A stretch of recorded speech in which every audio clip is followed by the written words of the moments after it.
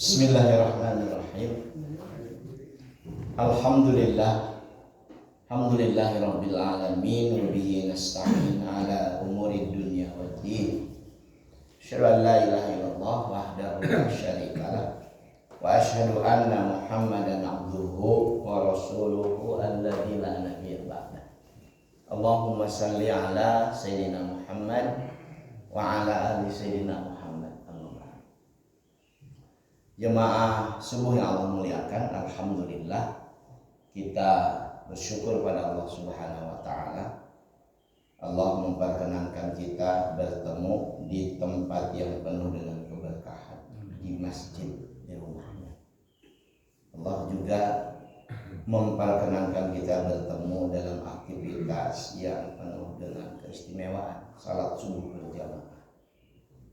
Mudah-mudahan ini bisa kita bawa sampai akhir hayat kita. Dan ini adalah tahun baru, bulan baru dalam kalender Hijriah 1445. Dan saya merasa penting untuk menyampaikan ya semacam update informasi dengan menjeda pembahasan reguler kita tentang spiritual journey to Allah, perjalanan spiritual menuju Allah Subhanahu wa taala, dengan menjelaskan tentang, kalau judulnya pentingnya identitas Islam. Jadi minggu lalu jamaah subuh yang Allah muliakan, saya diminta untuk ngisi, kalau tidak ada halangan, Rabu depan untuk ngisi kajian dengan, kalau lihat di ceritanya ada 2 orang yang juga akan ngisi di satu komunitas yang mungkin bapak-bapak nggak pernah dengar komunitas ini. Nama komunitasnya itu Indonesian Child Free Community. Jadi komunitas yang bersepakat untuk hidup tidak memiliki anak. Indonesian Child Free Community. Tapi kira ada aneh. Nah itu ya komunitas memboga budak. Karena punya anak itu selain oleh mereka dianggap kurang bertanggung jawab di tengah kehidupan yang carut marut, berbagai masalah datang, dan kita punya anak, kita katanya sedang memberikan kehidupan yang tidak baik, tidak bertanggung jawab. Yang kedua, mereka ingin menikmati hidup yang dianugerahkan Tuhan dengan tidak punya anak, gak usah ngurus budak, kudu diriweukeun dan sebagainya. Andai kata ini memang sangat out of the box. Tapi yang kaget saya itu ketika disampaikan oleh salah seorang dari mereka yang ikut ngaji kemarin di kajian rutin yang kebetulan saya ngisi ngasuh. Ustadz boleh nggak? Asalnya bertanya, boleh nggak orang menikah nggak punya anak? Pertanyaan boleh atau tidak secara fikih boleh. Boleh karena walaupun niat tidak punya anak, kalau Allah sudah takdirkan punya anak kan nggak bisa dihalangi. Yang jelas boleh. Al aslu fil asya al ibahah itu kalau dalil menggunakan kaidah usul fikih. Boleh. Tapi kalau kemudian ada orang mengkampanyekan kepada banyak khalayak untuk nggak usah punya anak deh, biar hidup lebih nikmat, hidup lebih nyaman, tidak bising dan sebagainya, secara fikih itu akan berbeda. Dan saya baru tahu bahwa komunitas itu ternyata mungkin sudah 4-5 sebelum COVID saja muncul. Bahkan katanya mereka sudah membeli tanah, nggak tahu di mana, yang nanti tanah itu kemudian dihuni oleh mereka, satu pemukiman yang tidak ada anak-anak, tidak ada kebisingan dan lain sebagainya. Sempat saya nanya di mana, oh nanti rahasia itu Ustaz, pokoknya benar rahasia. Nanti kan hobi kita kepo, di mana cing, kumaha atau dan sebagainya. Di Bandung, di Jakarta, di Surabaya, pokoknya Indonesia sudah ada komunitas itu.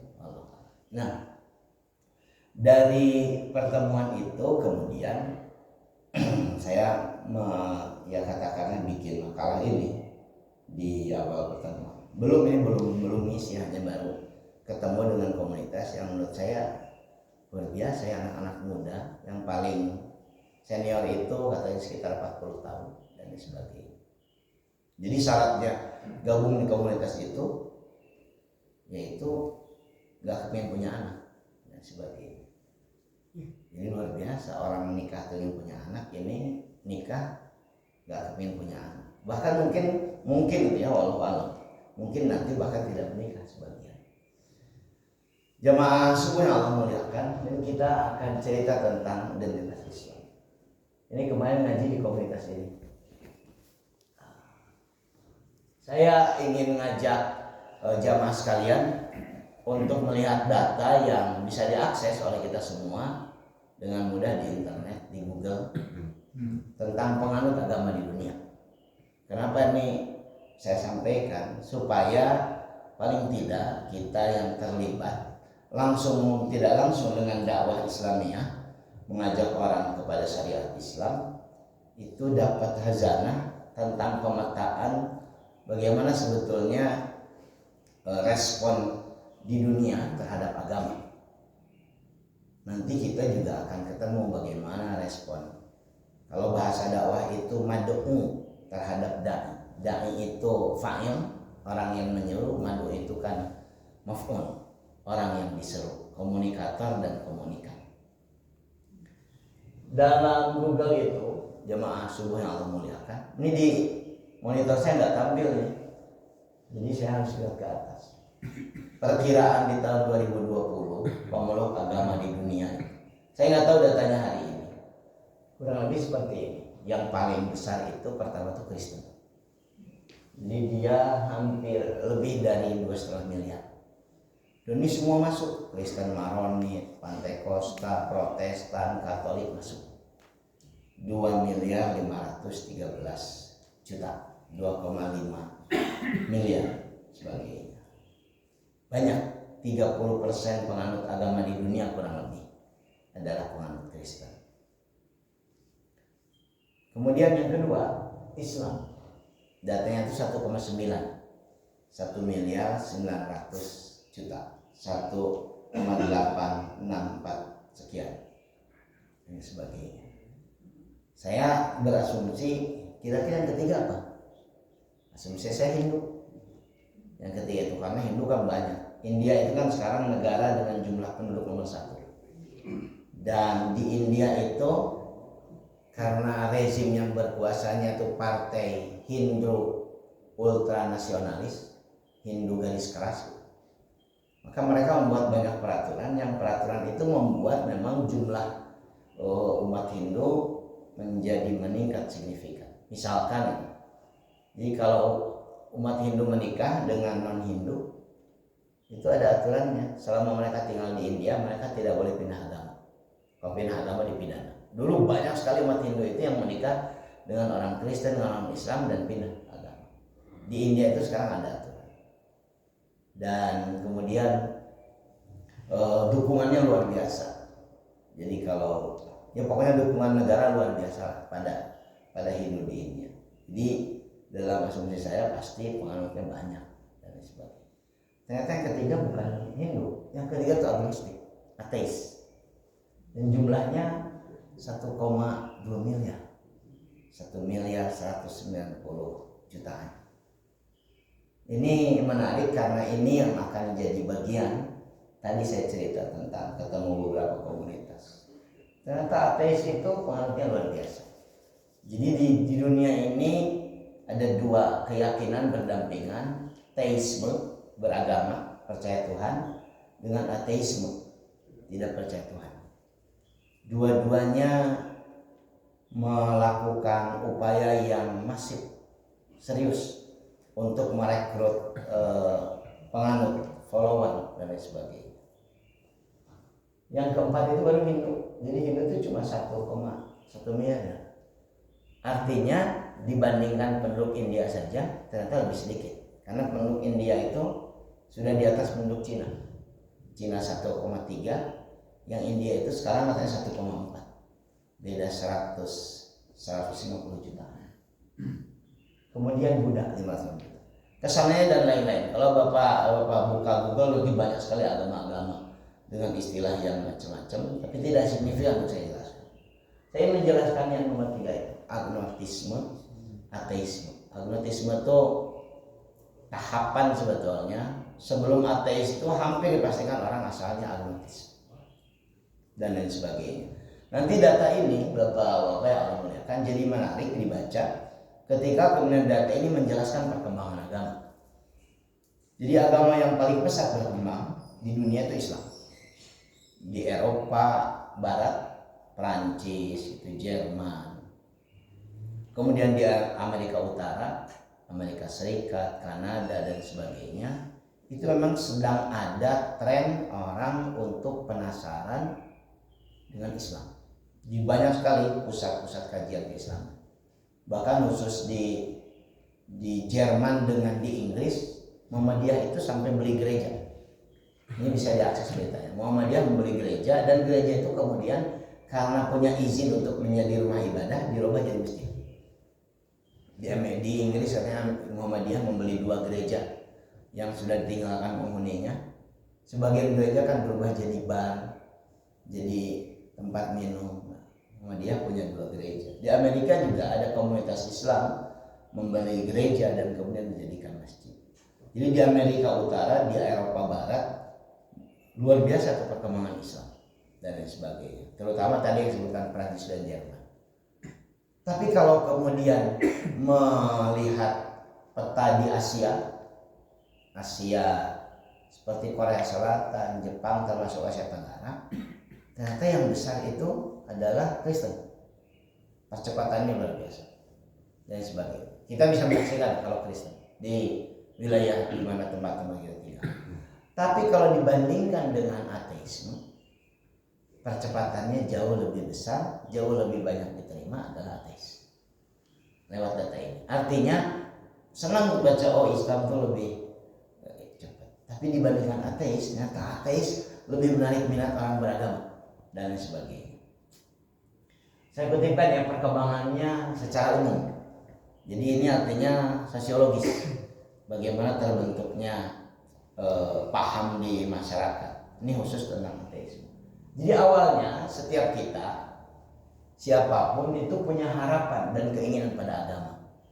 Namun beragama itu hidup lebih damai. Kalau beragama itu hidup lebih tenang, lebih rukun. Itulah secara umum harapan kita. Kalau berumah tangga dengan agama itu rumah tangga lebih rukun. Ternyata dalam prakteknya mereka bertemu jawaban dari harapan itu, jawaban agama, sebetulnya jawaban agamawan. Karena agama kan sebetulnya tidak berubah, dia statik. Dia menjadi dinamis dan lain sebagainya karena agamawan. Ternyata jawaban agamawan itu mengecewakan. Ternyata tidak makin rukun beragama teh, itu makin rentan pasea. Ini ungkapan yang sering dimunculkan begini. Bukankah orang di luar penganut keyakinan seperti kita menyebutnya kafir? Dan itu bukan khas Islam. Agama-agama yang lain juga menyebut selain mengikutnya dengan sebutan yang sama. Bahkan agama Kristen menyebut kita yang bukan pengikutnya sebagai domba-domba yang tersesat, yang harus digembalakan, jadi domba tersesat tanpa gembala. Kita menyebut mereka kafir. Rupanya bagi sebagian orang istilah segregasi ini, pengelompokan identitas dengan sebutan-sebutan tadi, itu membuat orang akhirnya sampai pada kesimpulan kalau pakai agama itu pasti kita akan mengidentifikasi orang dengan sebutan-sebutan begitu. Jadi makin nampak perbedaan. Ini kan resiko atau konsekuensi beragama. Jadi mereka ini orang beragama menemukan kekecewaan dari agama. Atau tadi, jika namun orang yang akrab dengan agama itu hidupnya lebih baik. Ternyata mereka ketemu agamawan yang hidupnya mengkhawatirkan. Jadi kasus di mana kiai, ustadz mencabuli santri itu bagi kita menusuk, bagi saya sangat menusuk. Tapi bagi sebagian orang itu lebih lagi. Itu membuat orang kehilangan kepercayaan. Lamun ustadz gitu, lamun pendeta gitu. Anda boleh percaya boleh tidak, di Jerman itu 2018 itu pendeta lembaga gereja secara resmi Katolik mengakui kesalahannya sekian ratus tahun melakukan pencabulan pada anak-anak altar. Anak-anak altar itu budak di pesantren, di gereja, di pelayan gereja. Dan mereka mendapatkan perilaku dicabuli oleh para pendeta selama ratusan tahun gereja berdiri di Jerman. Itu mereka sampai minta maaf secara kelembagaan atas perilaku masa lalu dan lain sebagainya. Karena apa? Di Eropa Barat terutama, di Jerman, di Prancis, di Inggris, itu orang sudah sampai pada kesimpulan Kristen ini bullshit, omong kosong. Apalagi para pendeta itu betul-betul hidup dari jemaat. Karena di Kristen itu bapak-bapak, saya pernah belajar perbandingan agama ketika kuliah dulu, tentu tidak mendalam. Tapi yang dipelajari itu 3, Yahudi, Nasrani, dan Islam, perbandingan agama. Di Kristen itu ada kewajiban untuk menyerahkan 10% dari penghasilan. Jadi kalau Anda jadi jemaat satu gereja, naudzubillah tentu. Kemudian datanya detail, kerjanya ini, penghasilannya sekian, 10% Anda serahkan pada gereja. Dan itulah yang kemudian membuat para pendeta itu jadi berdaya. Kendaraannya bagus, pakaiannya bagus, penghasilannya lumayan, 10% boleh dikelola dan sebagainya.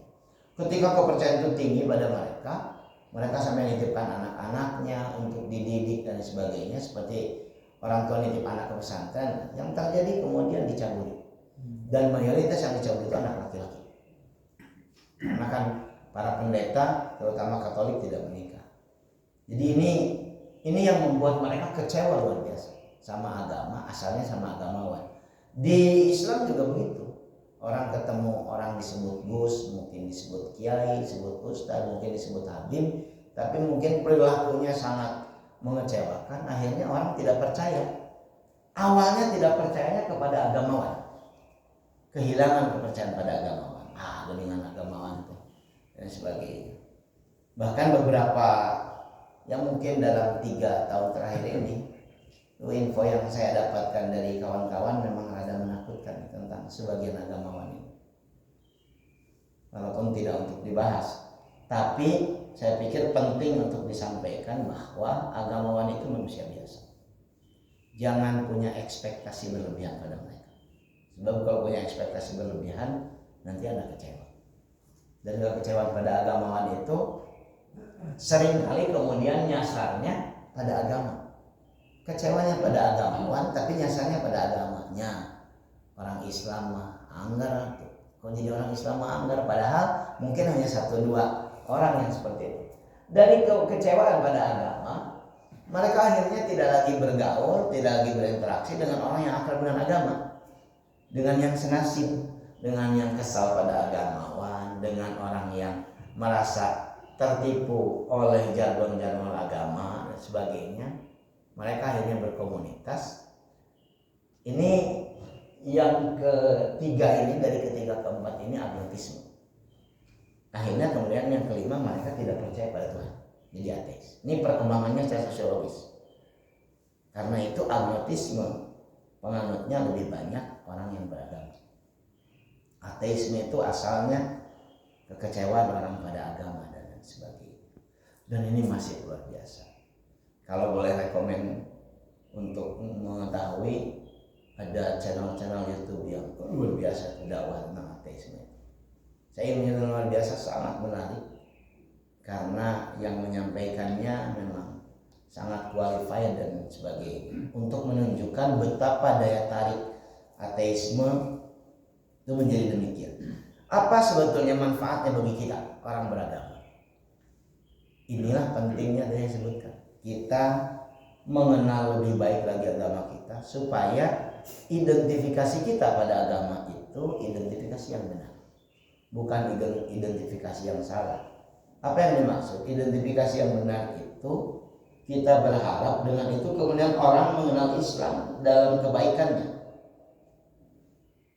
Bagi kita, orang mengenal Islam itu dalam keindahannya, orang mengenal Islam itu dalam kebenarannya, bukan kemudian mengenal Islam dari keburukan.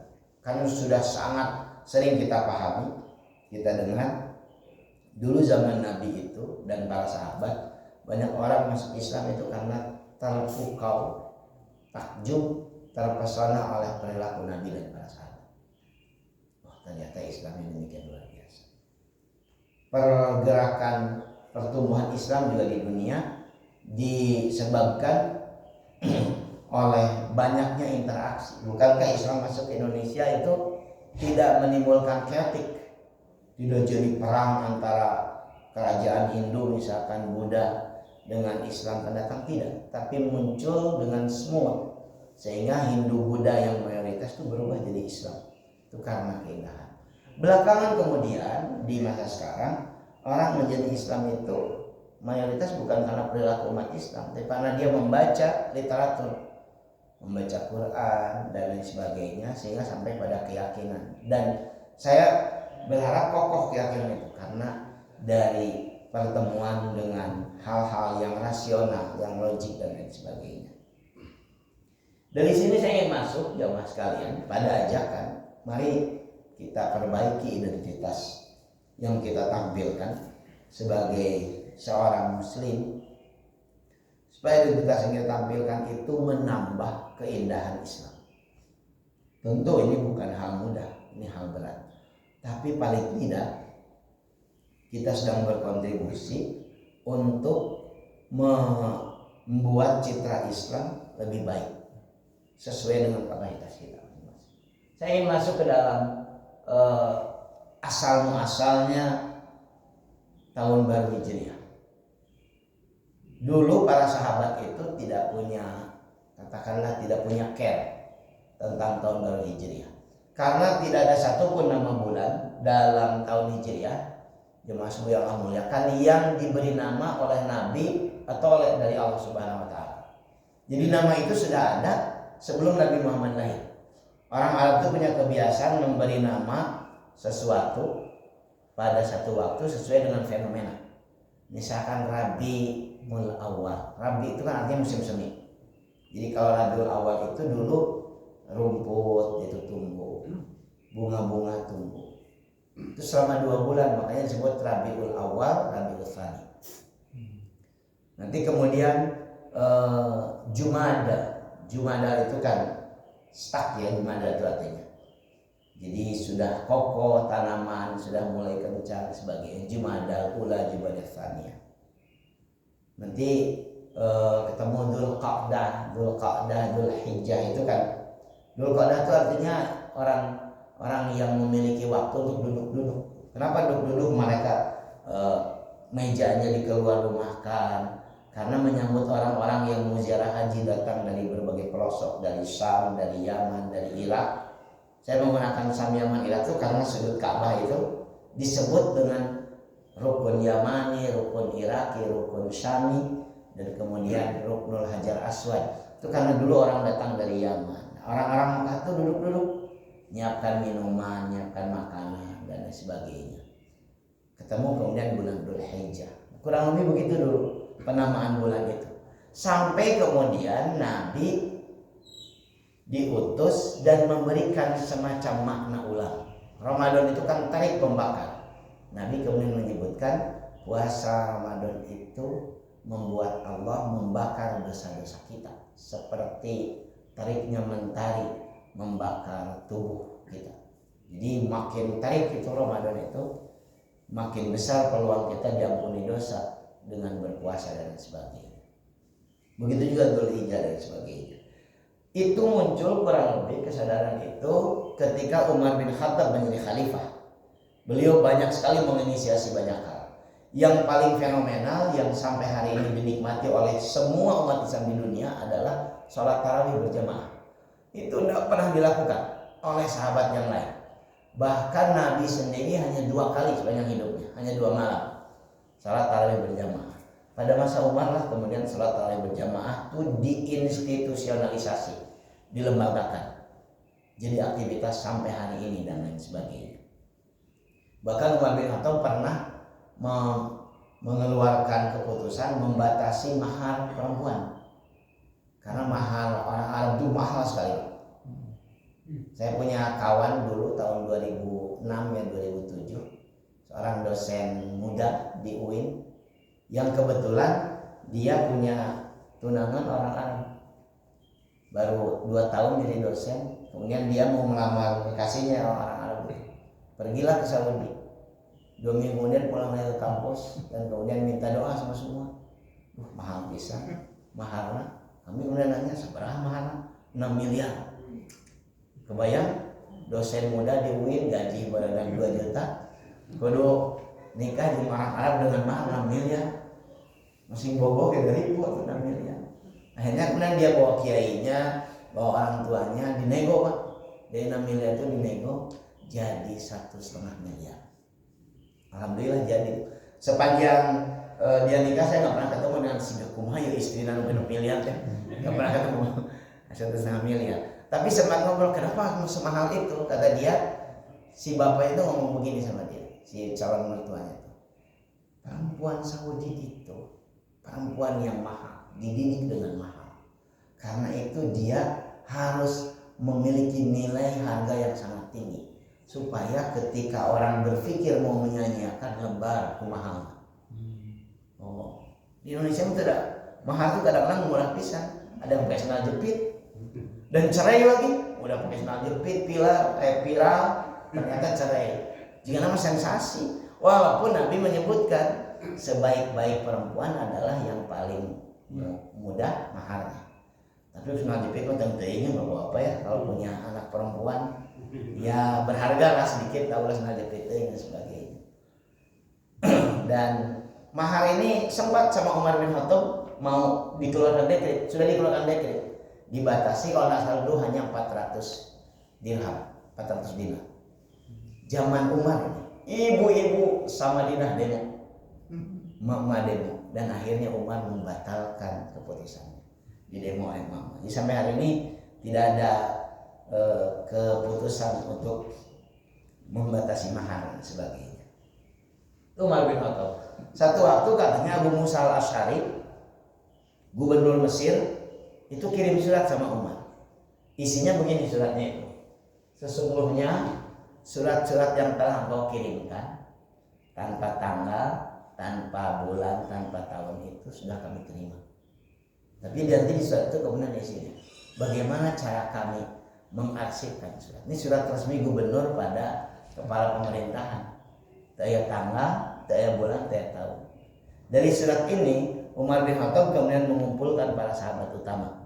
Ada Abdurrahman bin Auf, ada Ali bin Abi Thalib, ada Utsman bin Affan dan sebagainya untuk kemudian memusyawarahkan gimana nih memutuskan supaya kita punya tanggal. Saat itu sudah berlaku penanggalan Bapak-bapak, penanggalan Romawi sudah berlaku dan Parsi sudah berlaku.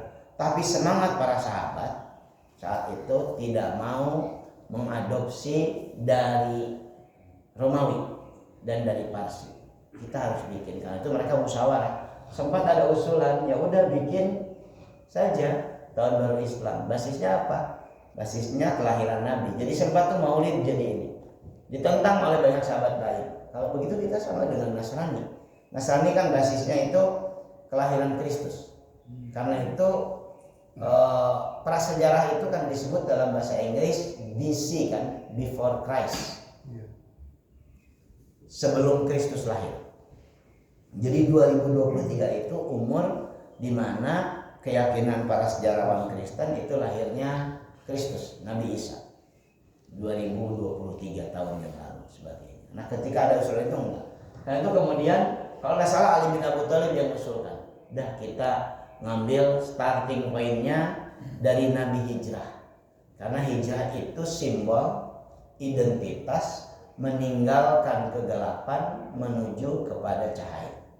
Ini cara para sahabat yang diasuh oleh Nabi untuk memberikan makna terhadap setiap momentum peristiwa yang mereka alami. Sepakat nih Umar bin Khattab, Umar lah yang kemudian mengusulkan dimulai Muharram. Kenapa Muharram? Karena Dzulqa'dah tadi orang melayani orang-orang yang datang haji. Dzulhijjah apalagi puncak ibadah haji luar biasa dan sebagainya. Nah, nanti di penghujung Dzulhijjah mulai santai masuk Muharram, kata Umar, itu yang kita mulai sebagai penanggalan awal. Sah, akhirnya diterima oleh semua. Maka mulailah kemudian saat itu tahun keempat Umar berkuasa, Karena 10 tahun Umar bin Khattab itu. Tahun ke-7 setelah Abu Bakar 2 tahun, setelah Rasulullah tahun ke-7, tahun ke-4 Umar berkuasa, jadilah kemudian Islam memiliki kalender Hijriah dan lain sebagainya sampai hari ini. Apa yang saya sampaikan dari ayat ini, dari penjelasan ini, Ibu Bapak yang Allah muliakan, betapa banyak aktivitas kebaikan di setiap bulan Hijriah, termasuk di bulan Muharram. Ini upaya kita melakukan pengidentifikasian. Kenapa? Sekali lagi, mayoritas kita, ini asumsi saya, kalau salah ya mohon maaf, mayoritas kita tuh nggak mengenal bulan Islam. Saya ngetes kemarin ngaji ibu-ibu di Baitur Rahman, cing ibu-ibu urut, nanti yang betul dikasih hadiah. Ngurutnya mah betul, tapi urutannya salah. Mulud sini, mulud, hafid, rayagung, itu kan bukan bulan Islam, itu bulan Jawa sebagainya. Tapi dianggap kurang bulan Islam dan biasa mulud sini mulud, bosannya terus ayah hafid, ayah rayagung sebagainya. Bukan bulan Islam. Saya bersyukur karena pesantrennya hidup dalam konteks pesantren jadi akrab dengan itu karena dulu menggunakan hitungan itu. Mungkin kalau tidak mondok saya juga nggak tahu dan sebagainya. Artinya memang pengenalan kita pada identitas kita tidak terlalu bagus kepada anak-anak kita. Sehingga saya balik kepada yang tadi, agnotisme. Saya yakin pada bapak-bapak insya Allah tidak akan melemah keyakinan sampai ajal menjemput, yakin. Tapi kira-kira bapak-bapak yakin anak, menantu, cucu kita besok tidak akan melemah keyakinan? Ini kan jadi pertanyaan besar. Karena makin lama tadi kekecewaan orang pada agama itu bukan makin berkurang, makin meningkat. Karena banyak sekali orang yang menampilkan agama mengecewakan dan lain sebagainya. Karena itulah bagi kita penting untuk kembali menguatkan keberagaman kita dengan mengidentifikasi hal-hal baik dalam agama kita. Ajarkan anak-anak kita kejujuran. Kenapa harus jujur ayah misalkan? Ya ini perintah agama. Jadi agama itu selalu disematkan dengan hal baik dan lain sebagainya.